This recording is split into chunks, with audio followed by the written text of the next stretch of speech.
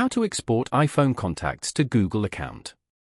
To get started, first of all go ahead and open up the Settings application on your phone.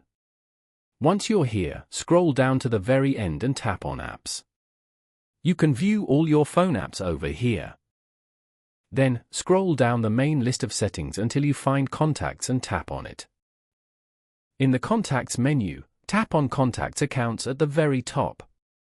This will show you all the accounts that are set up to sync contacts with your device. From the list of accounts, go ahead and tap on Gmail.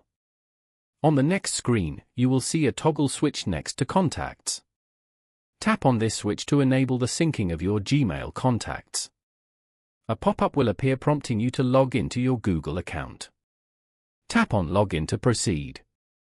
You will be redirected to the Google sign-in page where you can enter your credentials to complete the sync. Following these steps, you can easily export iPhone contacts to Gmail account.